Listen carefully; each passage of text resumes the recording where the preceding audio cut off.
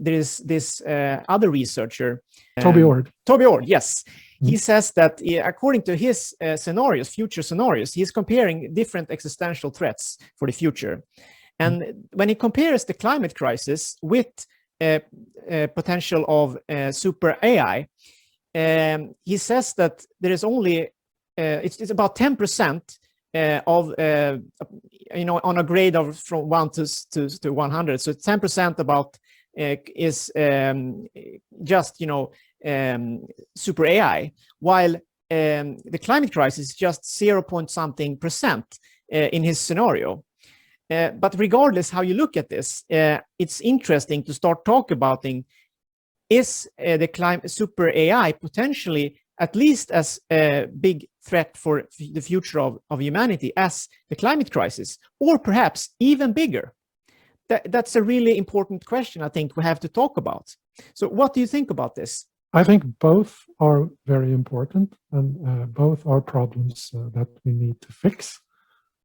These numbers by Toby Ord, he readily admits that these are his subjective probabilities, and the numbers you gave represent the probability that this particular problem will lead to the wipeout of humanity or something similarly catastrophic during the next 100 years. Yes. So he says that there's about a 1 in 10 probability that AI will have this kind of catastrophic effect over the next 100. The probability he attaches to the climate crisis doing the same thing is much, much smaller. But he's very careful also about pointing out that this does not mean that the climate issue is unimportant.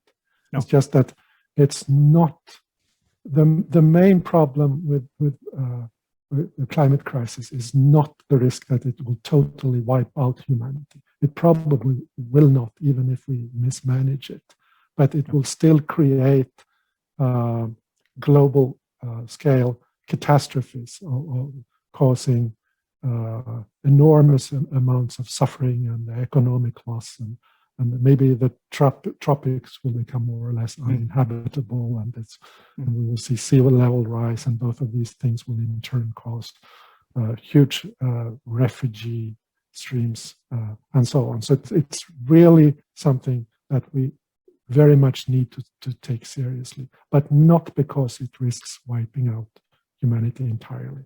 No. Probably will not. The risk from what he calls unaligned artificial intelligence breakthrough is of a different kind. If we don't get the AI breakthrough right, there is a much bigger risk that we'll just be wiped out. And this moves us to the time frame, obviously, because if you compare these two risks, climate crisis, which I personally treat very serious. I've been talking about this for a long time, and as a student, I was so frustrated that my professors didn't understand this. But that's another story. The interesting thing is, if you talk about the time frames, regardless if you believe that climate crisis will be a 100% existential threat in the long run or not.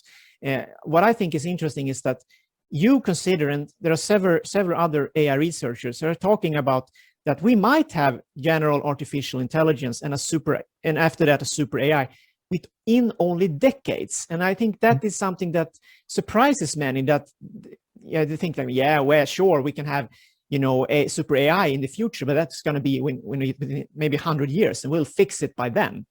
So perhaps you could talk a little bit about that, because that's something I think it's key in our whole discussion here. And that's why we should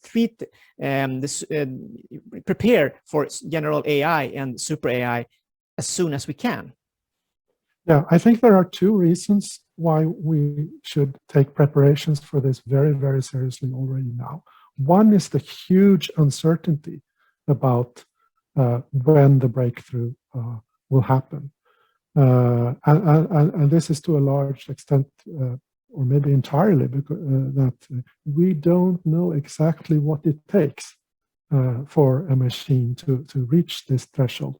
We don't know whether the current fashion in AI with deep learning and huge neural networks is on the path towards this breakthrough, or whether we need to. I mean, there have been various different paradigms in AI development over the 60, 70 years that the field has existed, and it may take something else. So this is the reason for this uncertainty. And if you ask experts to estimate when do you think this will happen, they will spread their estimates fairly evenly over the next 100 years or so.